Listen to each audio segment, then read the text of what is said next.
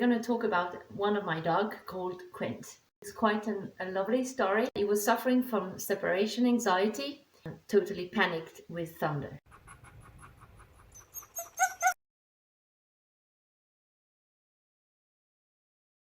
Hi, I'm the Outdoor Witch. Welcome to my channel. Animal intuitive, energy healer, outdoor lover. I'm also the owner of several animal friends. So today I want to tell you the story of Quint. Quint is one of my dog. He's now 6 years old and he's half Alaskan, half Siberian Husky. He used to be a sled dog and he was rehomed because he was suffering from epilepsy, hypoglycemia. We didn't really know exactly what was going on with him, and high level of stress. So he was not suitable to be in a professional kennel anymore. He didn't enjoy it so much. So that's how I adopted him about a year ago. Quint is the brother of Bobby the Strider, for those who follow us on Instagram. Um, and these two came initially from Sweden, and I found them in a kennel in Finland, where they had been kind of rescued or adopted already. And they didn't work well there, so they were definitely rehomed. So I adopted Bobby, the first one, and I couldn't take the two of them. And 6 months later, I went back there and I adopted Quint as well. And initially, the kennel they came from was a small kennel. So for Quint, I guess for both of them, when they went to a bigger kennel, it was like a huge stress for them, and they didn't handle it very well. So stress really can happen to dogs, and it has many effects on them. So in Quint's case, when I adopted him, I realized that he was suffering from separation anxiety. He was easily scared of loud noise, and especially of gunshots, and crazy scared, totally panicked with thunder. So the first time there was like a thunderstorm in the place I was, it just got totally crazy. We had to put him in a box, and even then it was like completely, out of his mind. So that was really for him a huge cause of stress. And we came back to Switzerland from Finland, and there we had many thunderstorms all summer. And I really had to fix that issue with Quinn, because every time he would be alone in the house, he would just simply destroy everything. We also realized that he was in total panic whenever he was in a closed environment. He didn't like to be fenced, and he was actually called Quinn the Climber, because he was just climbing everywhere. And to keep him in the fence where they were holding him and to keep him in the fence where they were having him in the kennel in Finland, they had to put some, protection on top. Otherwise, he would just climb out. And so, yeah, this dog didn't enjoy at all being in a fly box. So he was in total panic when I was putting him there. I couldn't leave him alone at home or even on the chain outside, because he would just freak out whenever I would go away. So I had to work on that issue with him, and I also guess his epilepsy was related to stress. And I thought that if I could alleviate that, relieve him from all the stress he had, probably he wouldn't have epilepsy anymore. There were also another issue on the way back, on the trip back from Finland to Switzerland. He got an eye infection, and I just couldn't clean it. It was just not going away, not healing. So I was like, okay, now it's time to do some proper energy work, communication work with him, and solve these issues. So I'm going to tell you all about that case. I won't go into details of the session themselves, because it would be too long here. But I put the link below in the description box, where you can actually find the whole article I wrote on my website. So go there if you want to have the whole procedure I did. All right. So with Quint, I started working on the issue itself, like the fear of thunder, separation anxiety, like really, just these issues. And I work with some tapping, and also I use some NLP technique and EMDR. I've adapted it to the dogs because it's something you do with the eye movement to reset the brain, to take away the emotional load of an event, so it become neutral. So it has the same effect than tapping, but it's extremely efficient. I've used it a lot for trauma, usually with humans. But now I wanted to adapt it to dogs and to animals in general. So I've been working with that method on him, all about this issue about thunder, being in a closed environment and being left alone.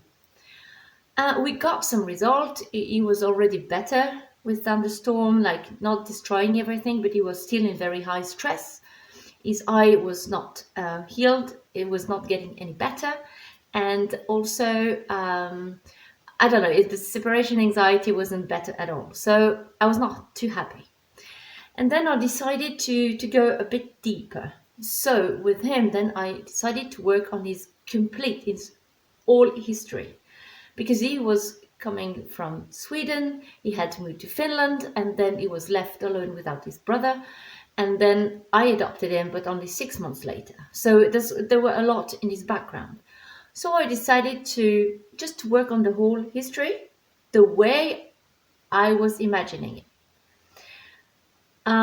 Maybe imagine is not exactly the right word, because then I go into my state of communication with animals. So I just go into this connection state with him, and I really try to figure out what it would be like to be taken away from his mom as a pup, and then to be working as a sled dog, and then how it is to be moved away from that small kennel to a bigger one, then to be separate from a part of his siblings, because only 3 of them moved to Finland and the other 2, if I'm not wrong, stayed in Sweden.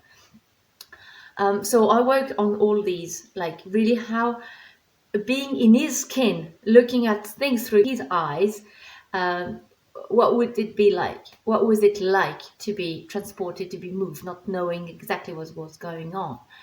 And so I did all once I was really like happy with the story I had for him, I started to do a tapping procedure. I call it surrogate tapping. So it means I work on myself to work on him. Instead of just doing the tapping directly on the points on the dog, I work on myself, but considering myself being him. You see what I mean? So I'm using myself as the mean to reach him. Why I like this, I will explain in a video on that topic. But it's really because not tapping directly on the animal helps me really being focused on what I'm doing, on all the feelings, on everything. If I do this when my dog is in total panic during a thunderstorm, for instance, I can't really focus on everything, because I'm also a bit tense. I'm also a bit annoyed by his behavior. So I like to do surrogate tapping when the situation is calm. It's much more efficient, I believe. And so I did that whole session on him. And that same evening, we had a huge thunderstorm. So I was like, oh my God, it's like, okay, also I have to see, is there any result? And it was like just amazing. It was 10,000 times better. He wasn't in total panic. He was still breathing hard, breathing heavily, but he was not trying to scratch all the furniture. He was not pulling on the leash, because we had to keep him on the leash when there were thunderstorms. So he was a bit nervous. He was not completely quiet, but it was a lot better. So the situation was, I mean, really a lot better. But still, then we got some really strong lightnings and thunderbolts, and it was like a really big thunderstorm. And then he started to be really nervous again, and he didn't want us to leave him alone. And I could feel that there was a lot of tension, so it was not completely clean. And then I was like, okay, I think I didn't work enough on the lightnings themselves, like, the lights and the sound of the thunderbolts. And so I was like, okay, note to myself, I have to work on this issue, on this particular thing again. So there were like a lot of changes, but still not 100%. I was happy, but not like super happy. And also, we live in a military area, so there are a lot of military training around the house, especially in summer. They do cannon shots, and they can be like really noisy at times. And I saw that Quint was getting better with the gunshot, like the smaller gunshot, I would say. But when the cannon was shooting, it would get just crazy again. So not a complete result. I was happy, but not like 100%. So I decided to do another session a few days later. And there I focus on these gunshot because, when the cannon shoots, it's like, I don't know, the ground is shaking. There's so much vibration. It's really unsettling, even for us humans. So, for animals, it just means run away. So I had to work on this, and I also work on the lightnings, the very strong lights, the flashes, and the sound that accompany them. After that session, I felt a huge relief because when I was connecting with him before on any of these issues, I would feel either kind of oppression in my chest, or I would start, I don't know, feeling like kind of panic. I was really nervous. I would even be angry. It was really a weird feeling, really unsettling, very uncomfortable. And after that was the third session with him, I started to feel like a real deep relief. And so then I said, oh, I think this time something big changed for him. And since then, it's not 100%, but I would say 90%. That is that when we go away and the Sunday, I can leave him in the house and he stays quiet. He can be breathing a bit hard, a bit heavily, but he wouldn't destroy anything anymore. Now he just stays on the leash there, quiet. He stays, really calm compared to before. He still prefers to be inside when there's lightnings and thunderbolts and everything, rather than at his shed in the garden. But once he's in the house, he's super calm. And same with the cannon shot. Whenever they're shooting, if I put him inside, he's just completely quiet and relaxed and chilled. So that's just amazing. It's just a huge difference. And also we've noticed that his behavior in general has changed. This dog is a very serious dog. And now he starts to be more playful. He's also starting to wag his tail. Now I've seen him like looking happy and more chilled. So it's really quite a big difference in general. So it's really nice to see him so happy. And regarding his eye healed in 2 days after the last session. Just gone. And it was going on for a month and a half, and I just couldn't clean it away. And in 2 days after the last session, it was just gone. So, I mean, it really works, and it's just wonderful because you can see that your animal is like feeling lighter. It's like you've lifted a weight out of his shoulder. Since I got him, I never had any epilepsy episodes, so I guess they were due to high level of stress, and I hope this will really, completely disappear.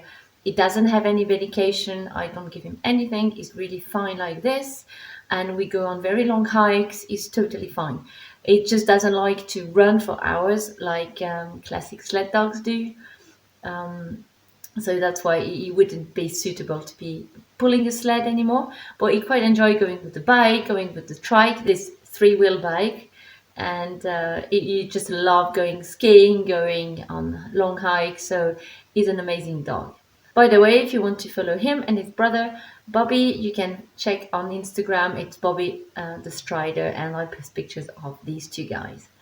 So I'm really curious to see how it will improve and progress, because I'm sure that in some point we'll be able to leave him outside even when there's this heavy gunshot. And so I'm really, really happy about his progression, the way he's evolving. He's an amazing dog. He's such a good boy. So yeah, it's wonderful to be able to do that with your animal. So maybe try it. Go to my website, follow the link below if you want to see the whole procedure and adapt it to your own animal, and just give me your feedback. Tell me how it goes for you. I'm super curious to see. And if you have any questions or any things you would like to go deeper into in the next video, just post the comment below. I'll be super happy to read them. Okay, so thank you very much for joining me today. Like it if you want, subscribe, and share this video if you think The content can help other animal lovers and pet owners. So have a wonderful time. See you next time. Bye bye.